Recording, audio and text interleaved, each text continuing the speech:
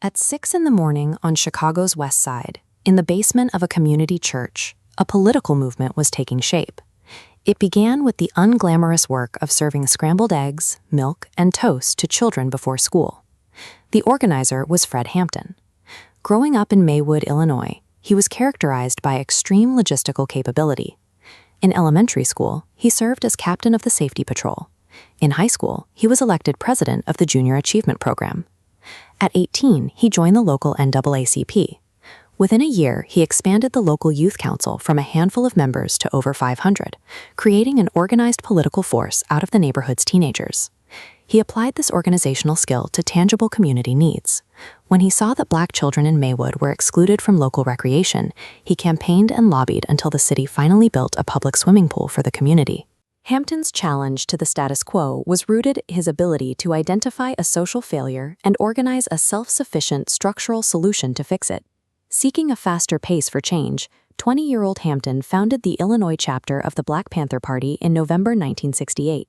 He immediately launched high-scale operations, the Free Breakfast for Children program, and the Spurgeon Jake Winters Free Medical Care Center. These initiatives provided essential services to neighborhoods that the municipal government had historically neglected. He prepared for this work with 2 hours of daily study, analyzing global anti-capitalist struggles to understand how local Chicago poverty was linked to broader economic systems. By age 21, Hampton was expecting a child with his fiancée, Aquan Jerry, and was positioned to become the national chief of staff for the entire Black Panther Party. He had evolved into a sophisticated operator, utilizing the party's survival programs to provide state-like services directly to the working class. Hampton recognized that racial segregation served to keep the lower classes divided and weak.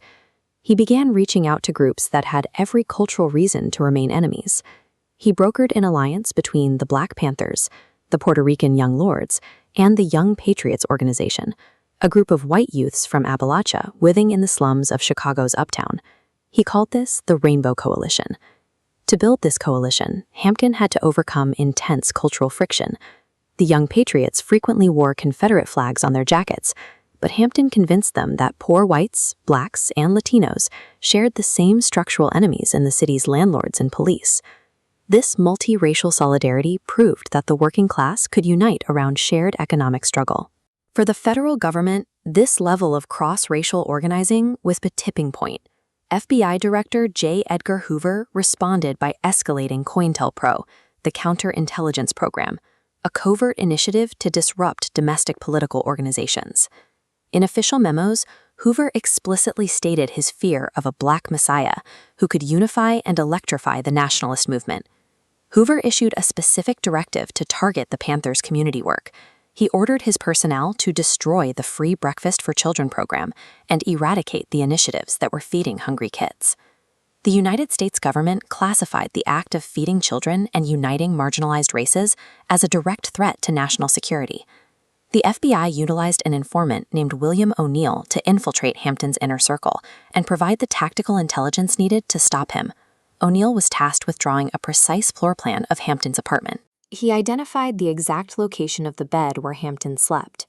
For this information, the FBI paid O'Neill a $300 bonus.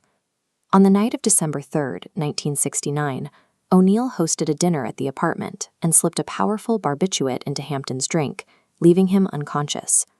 At 4:45 a.m., a tactical unit stormed the apartment. Officers fired 99 shots into the rooms. The disoriented occupants fired exactly 1. Hampton survived the initial barrage, but remained sedated in his bed. Survivors heard an officer say, "He's barely alive," followed by 2 shots at close range. The officer then declared, "He's good and dead now."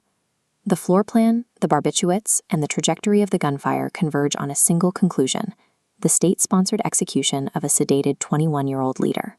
Authorities initially claimed they had won a fierce gun battle, but the official cover-up failed when journalists found that every single bullet hole in the apartment walls pointed inward. In the wake of the assassination, the NAACP, the Urban League, and the Black press pressured the Justice Department to investigate. This spotlight brought national attention to the effectiveness of the Panthers' breakfast program, which was already feeding 50,000 children across 45 cities. The success of this grassroots model, proving that hunger could be solved through structured community intervention, became impossible for the state to ignore. In 1975, the federal government institutionalized the National School Breakfast Program. Today, the program feeds 15 million children every morning. It remains a survivalist legacy of the work Fred Hampton started in a Chicago church basement.